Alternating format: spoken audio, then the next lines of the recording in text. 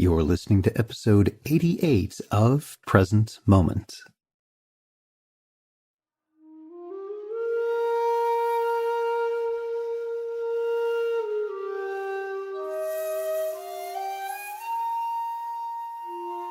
Welcome to Present Moment, Mindfulness, Practice, and Science. I'm Ted Meissner. Present Moment is a podcast with interviews, conversations, and roundtable discussions. We speak with mindfulness teachers about their newest findings published in peer-reviewed science journals, teachers about their understanding and methods as they work with students of mindfulness, authors about their books and interests, and we also speak with everyday practitioners. The website presentmomentmindfulness.com has show notes for each episode along with resource materials. Dr. Amy Saltzman joins us to speak about A Still Quiet Place for Teens, a mindfulness workbook to ease stress and difficult emotions.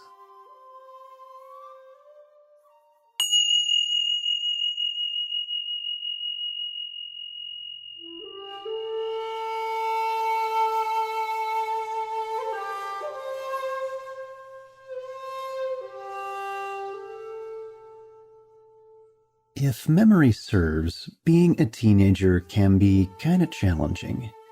Going through that may occur before one is introduced to any kind of contemplative practice, but more and more, a younger generation is being given the gift of mindfulness. Amy Saltzman, MD, is a holistic physician, mindfulness coach, scientist, wife, mother, devoted student of transformation, longtime athlete, and occasional poet. Her passion is supporting people of all ages in enhancing their well-being and discovering a still quiet place within. She is founder and director of the Association for Mindfulness in Education, an inaugural and long-standing member of the steering committee for the Mindfulness in Education Network, and a founding member of the Northern California Advisory Committee on Mindfulness. Amy has offered mindfulness to young people from pre-K to college undergraduates in socioeconomically diverse schools and community settings, and conducted 2 research studies evaluating the benefits of teaching mindfulness to child-parent pairs and to children in low-income elementary schools. These research projects were conducted in collaboration with the Department of Psychology at Stanford University. She lives in the San Francisco Bay Area with her husband and 2 teenage children. Our guest today is Dr. Amy Saltzman. Amy, welcome to the podcast. So great to be here. Very glad to have you with us. And this is one of those episodes where we get to talk about one of the topics I don't actually know a great deal about. I've only done a little bit of this myself, and that is teaching mindfulness to teens. And so why don't we start by having you tell us a bit about your background? Okay, so I was a medical resident and on the board of the American Holistic Medical Association when the Bill Moyer's Healing in the Mind program came out back in the early 90s. And when I saw the segment on what was then called the Stress Reduction Clinic, I felt very compelled to share mindfulness with medical patients. And so I began my mindfulness career by convincing my residency director to let me go to Massachusetts for a month. And not only did she let me go, but she found funding and I got credit for going. And so I got to spend a month in Massachusetts in the fall, which was awesome because I had never had an East Coast fall. And my only job for that month was to be mindful. So mindful of all the fall colors. That's a perfect time to be mindful here. Yeah. And they tell you about the oranges and the reds, but what they don't tell you about is the greens and the blues of like the lakes and the water. And so. And that it lasts for so long too. That was an interesting experience for me as well. Yeah. And so I spent a month going to every mindfulness course I could. So I think I followed 6 classes for a month. And then I came back to my residency, and there was already a couple guys out here who were teaching MBSR based on full catastrophe living. And so I completed the course with them, and then I started teaching initially to patients in the medical center. And specifically, I started with a project looking at people who were high utilizers, so people who were using the medical system a lot, and it wasn't, we could pull the numbers, but it wasn't clear, kind of the reasons for that. So I taught to medical patients while I was a resident and while I was chief resident. And then I had my first child and I started teaching to parents. And when my son was about 3 and my daughter was about 6 months old, she was definitely pulling my attention, and I asked if he wanted to meditate with me, and he said yes. And then one day he wanted to do something and I said no, and he was very sad. And I said, do you want to do SADS meditation? Not really at the moment knowing exactly what I was going to do. And he said yes. And so we did this practice where I said, we already knew that he was sad. So the feeling was sad. And I said, notice where it is in your body. Mm-hmm. Notice how it feels in your body. Is it big? Is it cool? Is it jagged? Is it moving? And does it have a color? And does it have a sound? And does it want anything from you? And to be honest, I don't remember any of his answers except the last one, which was love. He said it wanted love, and he gave it some love, and then he was like, can we play? He was done. So at that moment, what I realized is, why do we have to be 40 and have a heart attack or get divorced before we start to learn these skills? Why can't we learn them when we're 3 or 5 or 8 or 15 and have them for our whole lives? Like, why aren't we teaching these skills to kids? And at this time, it was becoming clear both in kind of the medical literature and the lay press how stressed, depressed, anxious, hyper our children were. And so it was the need was really clear. And so I began teaching in local schools and in local community centers, and that's how I started teaching to children and teens. It's interesting. That was a wonderful story. Thank you so much for sharing that. And especially that last piece, love. That's just how wonderfully touching that was. And I'm wondering if that's the root of your passion for teaching younger learners. Were there some other things that led to really a focus on that?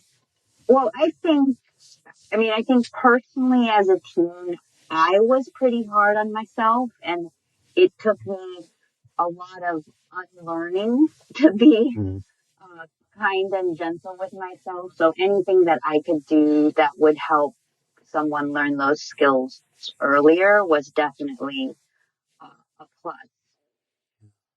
So you've been teaching mindfulness for quite some time, and I'm wondering how it might be a little different teaching teens as opposed to older learners. In some ways it's different, and in a lot of ways teens are human beings, and so they suffer with the same kind of self-critical thinking and the same types of feelings that we all deal with. I think the main difference is, they have all, in addition to whatever demands they're putting on themselves, they often have many other extraneous demands from parents and school and extracurricular activities. And not everything in their life is supporting them in turning inward. Mm-hmm. I mean, almost everything in their life, right, is actually compelling them to turn outward with their phones and Instagram and Facebook and Twitter and Snapchat. And so having them value that, especially when sometimes it can be difficult, is important. But, for the most part, they can practice the way we practice. I tend to break things down into smaller pieces for them. And the practices for them are often, at least the initial practices, are often much shorter because for wanting them to have a sense of possibility and success. But, once they start to practice, they see the value and they're generally enthusiastic. Is there anything they tend to pick up a bit more easily than older learners that you've noticed? I don't know about more easily, but I think they're more honest and less politically correct. So if there's anything they pick up more easily, it's if they're the person who's guiding them. They have great bullshit detectors. So if you don't have a solid practice and you're just kind of saying what you heard someone else say about mindfulness, they're gonna catch on to that in a hurry. So what recommendations would you make for teachers who are considering teaching mindfulness to younger people? Well, that gets back to the comment I just made, which is I think it's absolutely essential that someone have their own personal, devoted, more or less daily practice. So my requirement for my online course is that people are sitting for 30 minutes a day, 6 out of 7 days a week, because to be honest, I often have at least one day that I miss. So I don't feel it's fair for me to ask my participants to do something I'm not doing. But you have to have walked the territory if you're going to guide someone through it. Yeah. And this is what I was saying about teens will not suffer fools gladly. So if you just think that mindfulness is a good idea, but you haven't really practiced, they will pick up on that in a hurry. It's fascinating to hear you say that, because any of the teachers that I've spoken with, and folks listening to the podcast will recall this from some of those interviews, that authenticity, that being genuine, it very consistently comes up as a really important aspect, that your own practice is what this needs to be rooted in, and much more so with teens, because they're going to pick up on that perhaps a bit more than other learners might. I think part of it for teens, right, is they spend so much of their days having adults tell them that something's a good idea or important or something that they need to do. And so if you can't support them in finding the value for themselves, they're not going to add this to their list of things that they're going to spend their time on. So I'm wondering if you can call to mind any stories that, in the time you spent teaching teens, what are some of the successes? Is there anything you can recall that is, oh yeah, and then there was this, that you're able to share? I think the things that come to mind at first are actually not so much working with teens like in a school or in a community setting, but working with teens and often their parents one-on-one. Mm. So, for example, I had a family who the older brother had participated in a research study I had done at Stanford on mindfulness for child-parent pairs. And several years had gone by. And then the younger sister was feeling stressed, and the mom remembered me and thought, oh, well, maybe we'll go see Amy and talk about this. And the mom sincerely wanted the daughter to be less stressed. But in the intake process, when I was speaking with the daughter, one of my questions is kind of like, what are the values, myths, and mottos that are common in your family? And she said and then the family's last name. So the Smiths always do extra credit. And so then there's this thought and belief that A, I'm supposed to not be stressed, and B, I'm supposed to always do extra credit. And those things don't do very well. So together. Mm-hmm. So one was helping the daughter see, that she had two conflicting thoughts in her head.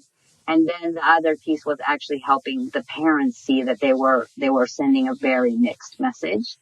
And when you're working in a classroom or in a group setting with teens without their parents, they can have those similar types of realizations, and then you can support them in going home and having the conversation of saying, hey, I just realized that I'm receiving mixed messages, and that's actually part of what's causing my stress. And so they can talk it over with their parents. Other examples are, like, I want to also give, like, that's a in the office example. I want to give a classroom example, but I've worked kind of in every socioeconomic setting possible, except like the prison system. So kids will talk about being able to hold their own when their mom and the mom's boyfriend are fighting, or being able to choose to do something other than their friends, which could also translate into gang members are choosing, because they have the awareness of, yeah, everybody's doing it, but this doesn't sound like a good idea. And they just have that ability to pause and choose their behavior. And then you can take something simpler, like just hanging in there with a frustrating math problem, or getting over a breakup, or something like that. So let's shift a little bit. I want to talk about your site and the concept, Still Quiet Place. Can you tell us a bit about that? Yeah, so I'm going to invite the listeners to just breathe with me for a minute and feel the entire in-breath. So from the very beginning of the in-breath, all the way through to where the breath is still. And then from the very beginning of the out-breath, all the way through to where the breath is still. And then see if you can let your attention rest in the still, quiet place between the in-breath and the out-breath, and the other still, quiet place between the out-breath and the in-breath. So there's this brief period of stillness and quietness. And when I started teaching to children and teens, the word awareness, I don't think it makes much sense to a third grader. And I think even as grown-ups, we need to kind of ponder it.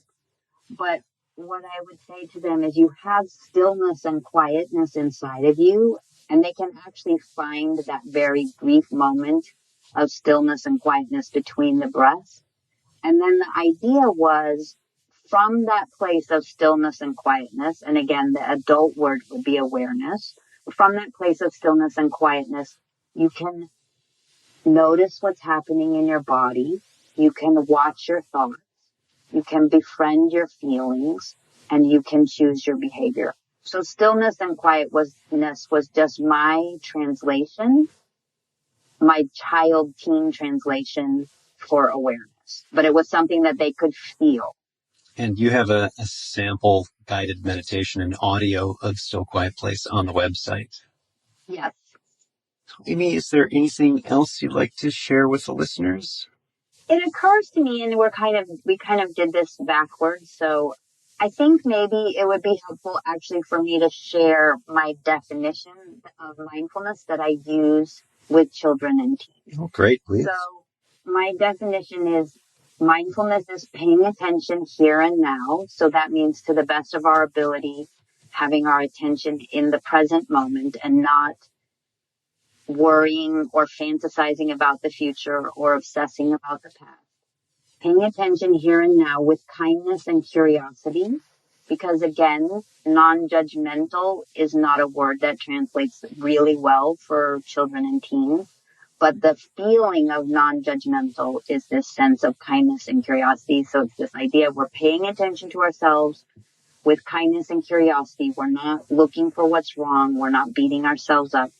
Paying attention here and now with kindness and curiosity, so that we can choose our behavior. And this is the thing that I think is really important for all of us as human beings, but especially for teenagers. When I know how my body feels and what I'm thinking and how I'm feeling, and when I can pay attention to my surroundings and the people in my surroundings, and my impulses, I actually then have all the information I need to wisely choose my behavior, to either give the difficult math problem another try or to skip it and come back to it, to either talk to my boyfriend or girlfriend where things aren't going well or give it a couple days till I can cool off. And so the practice is turning inward and then turning outward and then choosing our behavior. I like that definition. Wish I'd had that as a teenager. Which gets back to what we said at the beginning of why did I start teaching to teens? It's like, I think we all wish we'd had it as teenagers and had these skills as teenagers. Our guest today is Amy Saltzman. If you'd like to find out more about her work, I've linked her website, stillquietplace.com, and her books are also available on the webpage. Those links are available to you. Amy, thank you so much for being here. It was a pleasure. Thank you.